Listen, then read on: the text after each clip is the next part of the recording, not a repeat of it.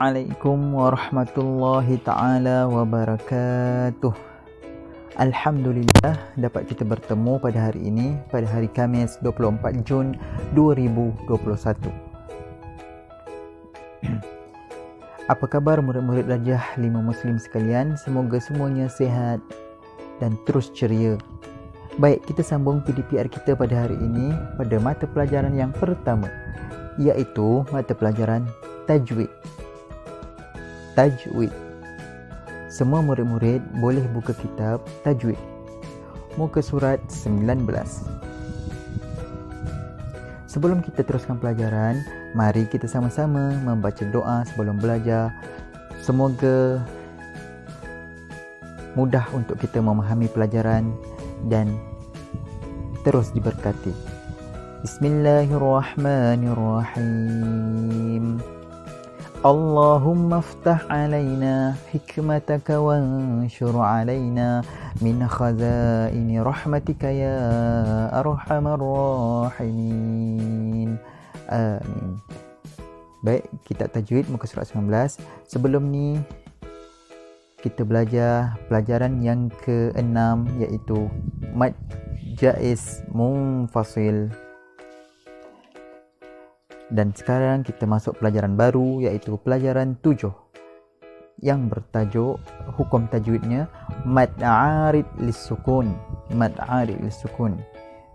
Untuk tajwid mad arid lis-sukun, ini antara yang tersenang lah, yang termudah. Mad arid lis-sukun. Kalau dalam Al-Quran banyak hukum tajwid mad arid lis-sukun. Kebanyakannya di ayat-ayat yang terakhir. Mari kita membaca pengertian mad arid lis-sukun. Mad arid lis-sukun juga dikenali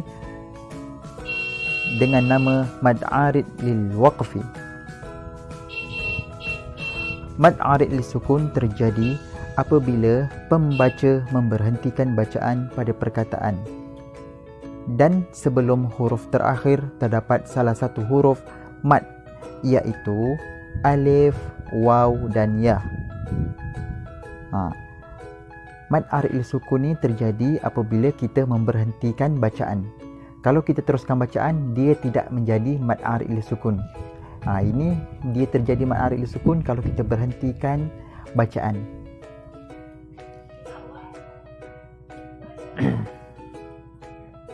Bacaan pada memberhentikan pada bacaan yang terakhir. Dan bacaan pada perkataan terakhir sebelum huruf terakhir tu terdapat salah satu huruf mad, iaitu huruf alif, waw dan ya. Bawah tu dinamakan mad arid lis-sukun kerana pembaca mematikan huruf terakhir dengan sebab berhenti, dan ia tidak boleh berlaku jika bacaan bersambung. Kalau berhenti, dia jadi mad arid lis-sukun. Kalau sambung, dia tak jadi mad arid lis-sukun. Dia jadi mad biasa, mad asli.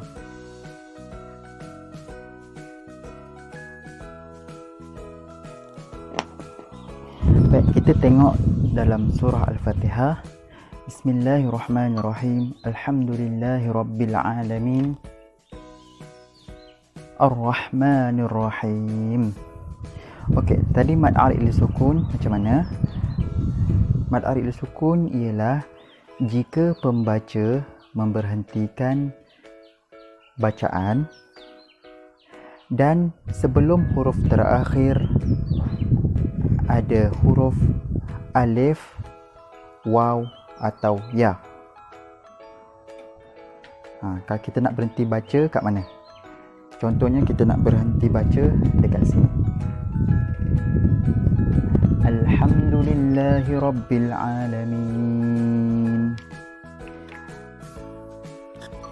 Baik, huruf terakhir huruf nun, betul? Huruf terakhir huruf nun. Jadi sebelum huruf terakhir huruf ya. Jadi ini namanya mad arid lis-sukun. Cari contoh lain. Ar-Rahmanir-Rahim. Huruf terakhir mana? Huruf terakhir mim. Betul. Jadi huruf terakhir sebelum huruf terakhir huruf alif, waw, ya. Ini huruf ya. Jadi dia dinamakan mad arid lisukun. Alamin mad arid lisukun, ar-rahim mad arid lisukun juga. Jadi kalau kita sambungkan bacaan Alhamdulillahi Rabbil Alamin Ar-Rahmanir Rahim. Jadi ini tidak jadi mad arid lisukun. Sebab apa dia tak jadi mad arid lisukun? Sebab kita sambungkan bacaan. Sebab kita sambungkan bacaan. Alhamdulillahi Rabbil Alamin Ar-Rahmanir Rahim. Jadi di sini tidak jadi mad arid lisukun kalau kita sambung. Kalau kita berhenti di sini, ini jadi mad arid lisukun. Sebab sebelum huruf terakhir huruf ya. Bukan huruf ya aja, ada 3 huruf. Alif, waw atau ya. Alif, waw atau ya. Okey, faham murid-murid?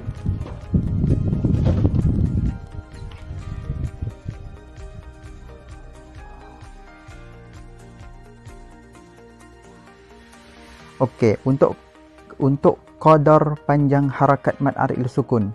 Mad arid lisukun ni nak panjang berapa? Panjangnya ialah harus dibaca 2 atau 4 atau 6 harakat. 2 atau 4 atau 6 harakat. Okey, contohnya pada ayat yang tadi. Berapa panjangnya? Kalau berhenti 2 atau 4 atau 6. Okey, contohnya Alhamdulillahi Rabbil Alamin 4. Alhamdulillahi Rabbil Alamin 6. Jadinya di sini terakhir ni 2 harakat boleh, 4 harakat boleh, 6 harakat juga boleh. Tapi kalau baca sambung Alhamdulillahi Rabbil Alamin Ar-Rahmanir Rahim, tak boleh baca 4 atau 6. Boleh baca 2 sahaja. Tak boleh baca Alhamdulillahi Rabbil Alamin Ar-Rahmanir Rahim, tak boleh. Dia baca Alhamdulillahi Rabbil Alamin Ar-Rahmanir Rahim.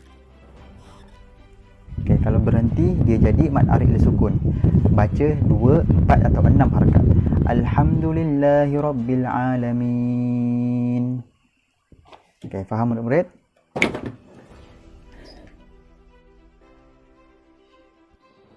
Okey, kita tunjuk contoh yang lain. Okey, nota. X menunjukkan bacaan berhenti. Mad arid lisukun tadi apa? Terjadi kalau dia berhenti. Kalau dia tidak berhenti, dia tidak menjadi mad arid lisukun. Panjang harakatnya 2, 4 atau 6 harakat. Contohnya, qalu innama nahnu muslihun. 6 harakat. Mad arid lisukunnya mana? Yang muslihun. Sebab huruf terakhirnya huruf nun. Dan sebelum huruf terakhir mesti kena alif, waw atau ya. Ni huruf waw sebelum huruf terakhir, betul? Jadi dia mad arid lisukun. Ayat yang kedua, wallahu muhitun bil kafirin.